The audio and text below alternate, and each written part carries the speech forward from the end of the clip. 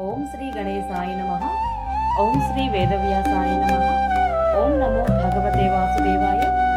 మహాభారత గ్రంథ పారాయణలో భాగంగా ఈరోజు మనం 389వ రోజుకు చేరుకున్నాము. ద్రోణ పర్వంలో ఉన్నాము. నిన్నటి రోజున మనము కర్ణుడు కృపాచార్యుల వారిని నిందించడం జరుగుతుంది. అప్పుడు అశ్వత్థామ కర్ణుడిపై కోపించుట గురించి నిన్న తెలుసుకున్నాము. ఇక ఈరోజు అర్జునుడు కర్ణుడిని ఓడించుట, అశ్వత్థామ దుర్యోధనుల మధ్య జరిగినటువంటి సంవాదం గురించి తెలుసుకోబోతున్నాము. చాలా బాగుంటుంది, చివరి వరకు స్కిప్ చేయకుండా చూడండి. హరే కృష్ణ.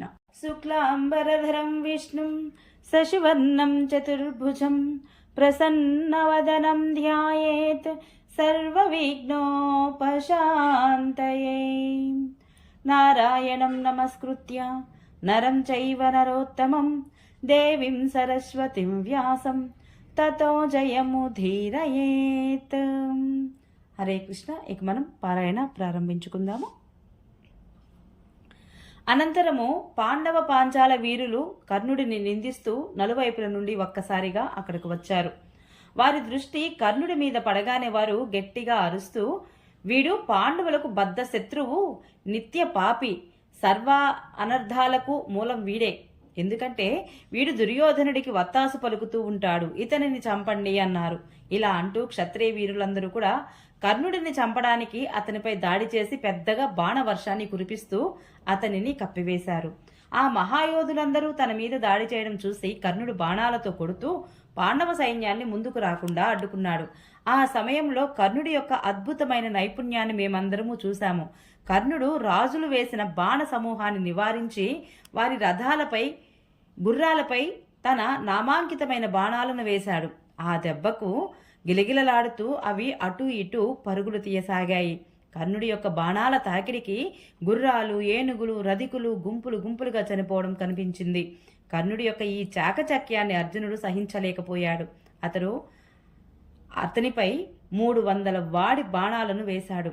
అతని ఎడమ చేతిని ఒక బాణంతో నొప్పించాడు. దానితో కర్ణుడి చేతి నుండి విల్లు జారి క్రింద పడిపోయింది. కానీ అర నిమిషంలోనే అతడు తిరిగి ఆ వింటిని పైకెత్తి అర్జునుడిని బాణ సమూహంతో కప్పివేశాడు. కానీ అర్జునుడు అలవోకగా ఆ బాణ వర్షాన్ని ఉపసంహరించాడు. వారిద్దరూ పోరాడుతూ పరస్పరం బాణవృష్టి కురిపించుకోసాగారు. ఇంతలోనే అర్జునుడు కర్ణుడి యొక్క పరాక్రమం చూసి మహావేగంగా అతని ధనస్సును మధ్యకు త్రుంచివేశాడు. ఆపై 4 భల్లాలు వేసి అతని యొక్క 4 గుర్రాలను యమలోకానికి పంపాడు. ఆ తరువాత సారథి శిరస్సును కూడా తుంచివేశాడు. మరి 4 బాణాలతో అతని శరీరాన్ని తూట్లుపడిచాడు. ఆ బాణాలకు కర్ణుడికి ఎనలేని బాధ కలిగింది. అతడు గుర్రాలు లేని తన రథం నుండి దిగి కృపాచార్యుడి రథం ఎక్కాడు. ఆ సమయంలో అతని శరీరం అంతా కూడా బాణాలు దిగబడి ఉన్నాయి.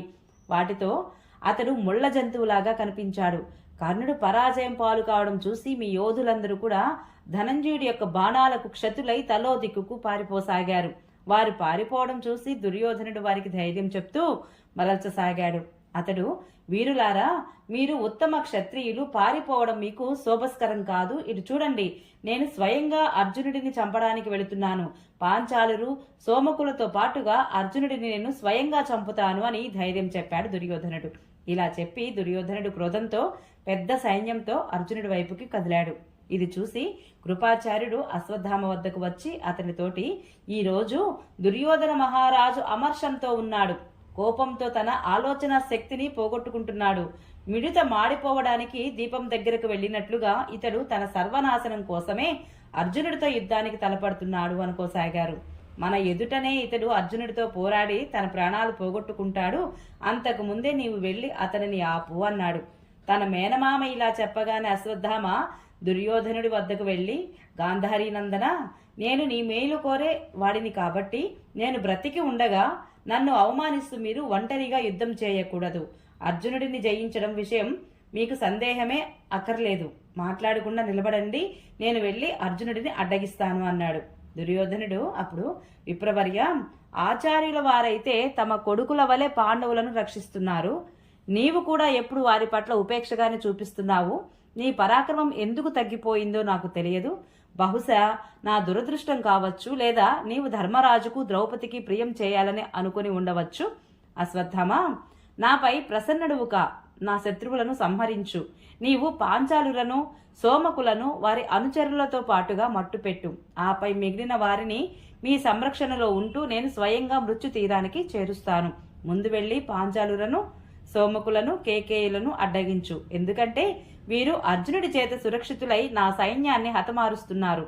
ముందైనా సరే వెనుకైనా సరే ఈ పనిని నీవు చేస్తేనే అవుతుంది. కాబట్టి పాంచాలులను నీవు వారి సేవకులతో పాటుగా చంపు. నీవు ఈ జగతిని పాంచాల రహితం చేస్తావని సిద్ధ పురుషులు చెప్పారు. ఈ మాట ఎన్నటికీ అసత్యం కాబోదు. ఇంద్రునితో పాటుగా దేవతలెవరు కూడా నీ బాణాల దెబ్బలను తట్టుకోలేరు. ఇక పాంచాలుల సంగతేముంది? వీరవర్య, చూడు, ఈ సైన్యము అర్జునుడి యొక్క బాణాలకు బాధపడి పారిపోతోంది. కాబట్టి వెంటనే వెళ్ళు, ఆలస్యం కాకూడదు అన్నాడు. దుర్యోధనుడు ఇలా చెప్పాక అశ్వత్థామ ఇలా సమాధానమిచ్చాడు. మహాబాహు దుర్యోధన, నీవు చెప్పింది అంతా బాగానే ఉంది. నా తండ్రికి పాండవులంటే ఇష్టం, అలాగే వారికి మేమిద్దరం ఇష్టలమే. కానీ ఈ మాట యుద్ధ సమయంలో నిలువదు. ఆ సమయంలో మేము ప్రాణాలపై ఆశను వదులుకొని నిర్భయులమై పూర్తి శక్తితో యుద్ధం చేస్తాము. కానీ నీవు చాలా లోభివి, కపటివి.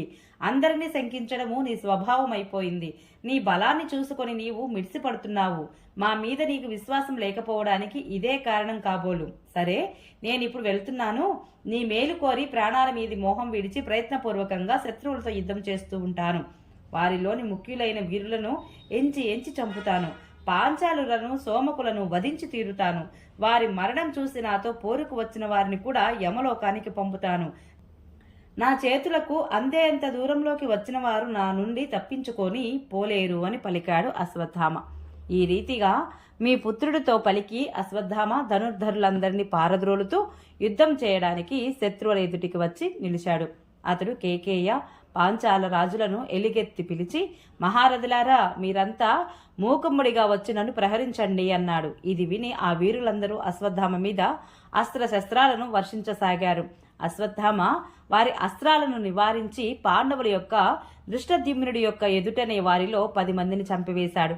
అశ్వత్థామ కొట్టిన దెబ్బలకు పాంచాల, సోమక క్షత్రియులు అక్కడి నుంచి తొలగిపోయి అటు ఇటు అన్ని వైపులకు పారిపోసాగారు. అప్పుడు దృష్టద్యుమ్నుడు అశ్వత్థామను ఎదిరించి మర్మభేదకాలైన బాణాలతో అతనిని నొప్పించాడు. మిక్కిలిగా గాయపడడంతో అశ్వత్థామ కోపించి బాణం చేతితో పట్టుకొని, దృష్టద్యుమ్న, స్థిరంగా నిలిచి క్షణకాలం ప్రతీక్షించు.